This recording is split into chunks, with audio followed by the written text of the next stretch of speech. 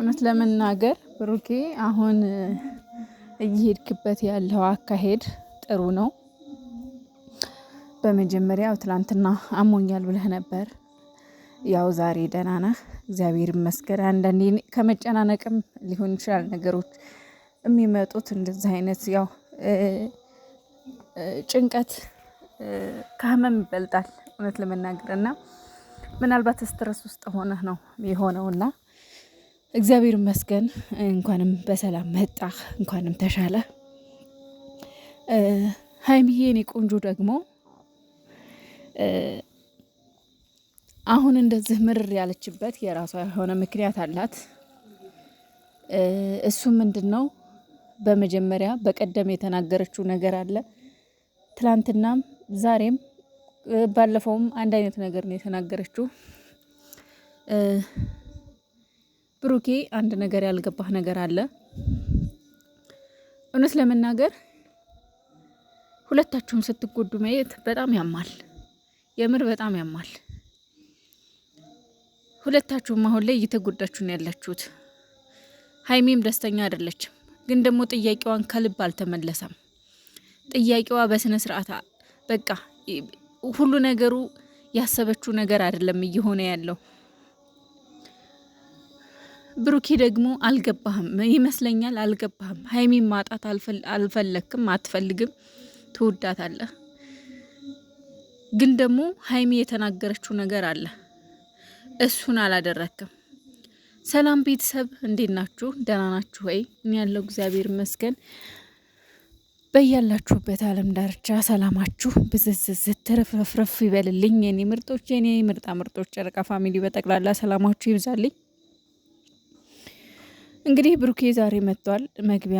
መግቢያ ላይ የገባው የሰራው ነገር እንግዲህ እንደሰማችሁት ያው የሰው ልጅ በእግዚአብሔር ፈቃድና ቸርነት ነው የሚኖረው እንጂ እንደ ሰውማ ቢሆን እስካሁን ድፈት ብለን ነበር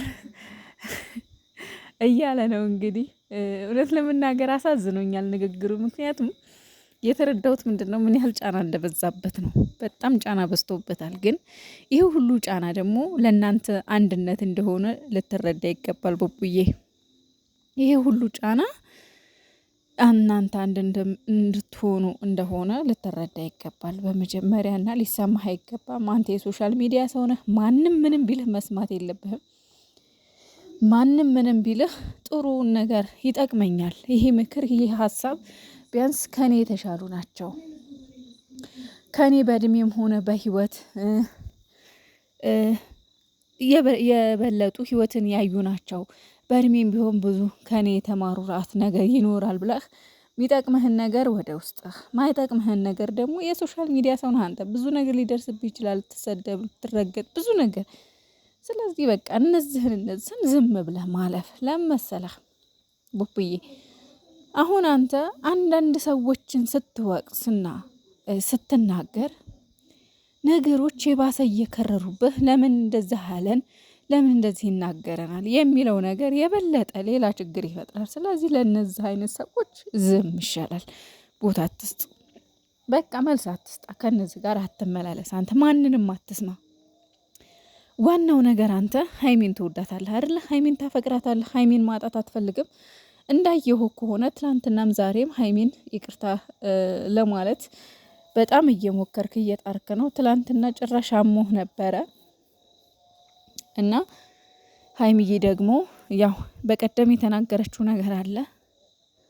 እሱ ካልሆነ ያው መልስ አታገኝም ማለት ነው። ሶ መልፋትና መድከም ያለብህ አንተ ምን ላይ ነው? ሀይሚዬን ማግኘት ላይ፣ ሀይሚን ወደ ራስህ ወደ መመለሱ ላይ፣ ሌላ ነገር ላይ ትኩረት ማድረግህን ትተህ ሀይሚዬን በምን መንገድ ነው መመለስ የምችለው? እሷን በምን መንገድ ነው መልሼ ራሴ ላደርጋት የምችለው? በቃ ምን ባደርግ ነው ልትታረቀኝ ወደ ራሴ ልትመለስ የምትችለው? የእውነት እኔ አጥፍቻለሁ ወይ በድያታለሁ ወይ? በደንብ አድርገህ ከራስህ ጋር አውራ። ለሀይሚም ደግሞ ጊዜ ስጣት። ጊዜ ያስፈልጋታል። ሴት ልጅ ናት። ተበድላለች፣ ተጎድታለች፣ ከፍቷታል። ምናልባት አንተ ጥፋተኝነት ላይሰማህ ይችላል። ምክንያቱም ጥፋት አላጠፋሁም ብለህ ስለምታስብ። ሁላችንም አንዳንዴ ስህተት ስንሰራ በራሳችን መንገድ በራሳችን እይታ ትክክል ነን ብለን ነው የምናጠፋው። ትክክል ነን ግን ደግሞ እኛ ጥፋት አይደለም ብለን ያሰብናቸው ሰዎች በዙሪያችን ያሉ ሰዎችን በኃይለኛው ሊያስቀይም ይችላል። ስለዚህ አንተ ለሀይሚ ጊዜ ስጣት፣ ለራስህም ጊዜ ውሰድ፣ ተረጋጋ፣ ጊዜ ስጣት። ሁለተኛ ነገር ደግሞ የሚያጣሉ ሰዎች በስተዋል ከማስታረቅ ይልቅ ነገር የሚያጋንኑ ላልከው መጀመሪያ ያለው ሰውየው አጠገብህ ፍፄ ጋር ነው። ይሄን የሶሻል ሚዲያውን ወይ ዩቱበሩን ወይ ቲክቶከሩን ተወው፣ ጥቃቅኑን ተወውና ዋናው ግን ግብዳው ወፍራሙ ችግር ያለው የት ነው? አንተ አጠገብህ ጋር ነው። አሁን ሀይሚ በቃ አልፈልግህም ብልሃለች ብሎ በአንድ ቀን የሀይሚን ጠላት የምትወዳትን የምታፈቅራትን ጠላት በእጇ በጥፌ የመታቻትን ሴት ጎትቶ እቤት አምጥቶ አበባ ነስንሶ ወይን አስቀምጦ ማምጣት ማለት ከዚህ በላይ ሰውን ማለያየት፣ እናንተ እንድትለያዩ ከዚህ በላይ ምን ሊደረግ ነው? በተወራው ነገር ሳይሆን በተተገበረው ነገር ነው ችግሩ የሚብሰው፣ መጣላቱም መለያየቱ የሚብሰው። ስለዚህ እዚህ ጋር ሶሻል ሚዲያ ላይ የሚያወራውን ትተህ አጠገብህ ያለውን ፍፄ እንዴት እንደዚህ ታደርጋል? ስም አውጥተህ ጥራ። በቃ ፍፄ እንዴት እንደዚህ ታደርገኛለህ እንዴ? አንተ እኔና እሷ እንድንለያይ ነው ወይ የምትፈልገው?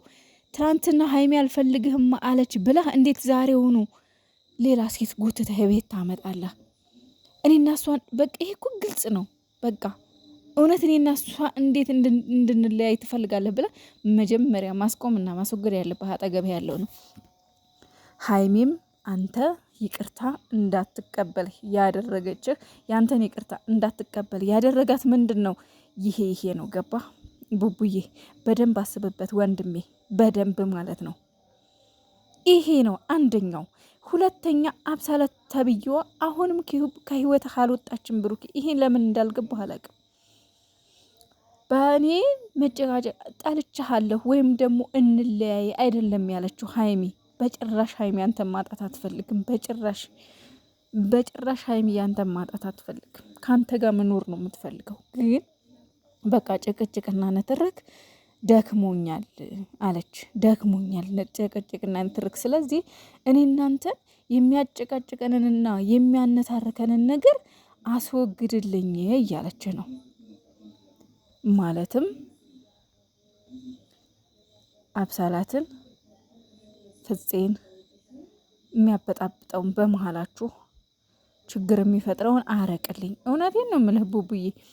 ይቻ አብሳላት ተብዬዋ ዛሬ ራሱ ፍፄ ቤት እንግዲህ ሰምታችሁ ይሆናል፣ አይታችሁ ይሆናል ምን እንዳለች መታ። ጭራሽ ሀይሚን አትጥራበት። ሀይሚን እንዴ አሁን እኮ ነገ ሀይሚ ብትመጣ እኮ ለምን መጣሽ ብላ እኮ ሀይሚን ልትናገራት ነው መጣ። አስቡ ታዲያ እንዴት ብላ ሀይሚ ወደዚህ ህይወት ትመለስ? ውዶቼ እስኪ እናንተ ሁላችሁም ኮሜንት ላይ ያላችሁን ሀሳብ አስተያየት አስቀምጡ። እንደኔ አሁን ሀይሚ ይቅርታ እንዳትቀበል ያደረጋት ነገር ምንድን ነው? አንደኛ አጠገቡ ያሉት ናቸው። እውነቴን ነው የምላችሁ። እኔ እንደዛ ብዬ ነው ማስበው። በቃ ነገም ብመጣ ጭቅጭቅ ነው ይሄ ነገር ካልጸዳ ነው ነገሩ። ስለዚህ ጊዜ ስጣትና ቡቡዬ በአጠገብ ያለውን ነገር አንተም ለማስተካከል ሞክር እባክህ። እና ከኤፍሬም ጋር ደግሞ ያው ዛሬ ሰላም ሆናችሁ አንተም ተረጋግተህ በጥሩ መንፈስ ስለመጣ በጣም ነው ደስ ያለን። ሁላችንም ከጎንህ ነን። እናንተ እንድትለያዩ አንፈልግም። እናንተን አንድ እንድትሆኑ ነው የምንፈልገው እኛ። ከዛ ባለፈ ሁላችንም በቻልነው አቅም ጸሎት፣ ዱዓ እናደርግላቸው። እነሱ ጊዜ ሊያስፈልጋቸው ይችላል እንጂ አንድ ይሆናሉ፣ ይታረቃሉ፣ ሰላም ይፈጠራል፣ ሁሉም ነገር መልካም ይሆናል ብዬ አስባለሁ። ጸሎቴም ነው። በተረፈ ደህና ሁኑ። የራሳችሁን ሀሳብ አስቀምጡበት።